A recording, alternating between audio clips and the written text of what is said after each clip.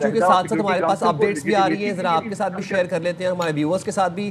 ایران کی قومی سلامتی کونسل نے تہران کے رہائشیوں کو شہر چھوڑنے کی ہدایت کر دی ہے۔ تہران کے شہری دیگر شہروں یا محفوظ مقامات کی طرف جائیں۔ قومی سلامتی کونسل کے مطابق شہری پرسکون رہیں اور منظم انداز میں نقل و حرکت کریں۔ تو ایران کی قومی سلامتی کونسل نے تہران کے رہائشیوں کو شہر چھوڑنے کی ہدایت کر دی ہے۔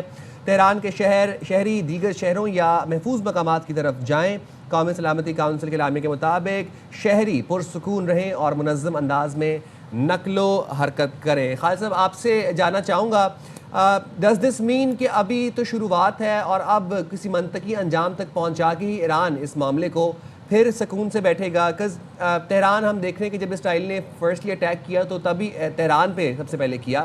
اب تہران کے شہریوں کو یہ ہدایت دی گئی ہے کہ شہری چھوڑ کر پرسکون جگہوں پر وہ شفٹ ہو جائیں، محفوظ مقامات پر۔ جی سائم، یہ ایک اور انڈیکیٹر ہے۔ بنیادی طور پر جب آپ اپنا شہر خالی کراتے ہیں تو اس کا مطلب یہی ہوتا ہے کہ ایران ریلیٹیولی لانگ ٹرم لڑنا چاہتا ہے۔ اس کو معلوم ہے کہ تہران بہت بڑا مرکز ہوگا ٹارگٹ کا، اسرائیل کا بھی اور امریکہ کا بھی، اور لاسٹ ٹائم بھی تھا۔ انہوں نے بہت زیادہ انفراسٹرکچر ڈسٹرائے کیے تھے، خاص طور پر ملٹری ہیڈ کوارٹرز، ان کے کمانڈ اینڈ کنٹرول، سائنٹسٹ کو ایلیمنیٹ کیا تھا، لیڈرشپ کو ٹارگٹ کرنے کی کوشش کی تھی۔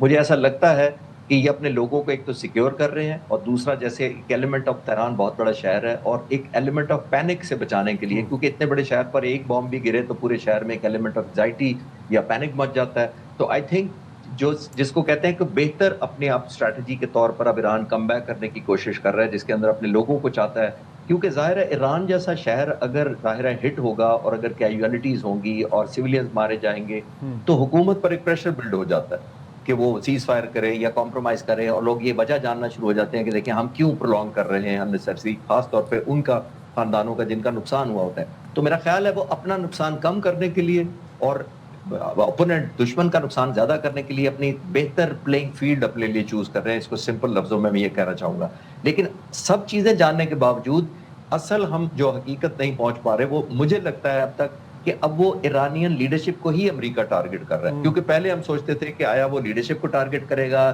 صرف رجیم چینج کرے گا، آیا ملٹری کا جو ان کے آرسنل ہے، میزائلز ہیں، ویپنز ہیں، بیلسٹک میزائلز ہیں، کروز میزائل، ان کو ٹارگٹ کرے گا، یا نیوکلیر پروگرام کو رول بیک کرے گا۔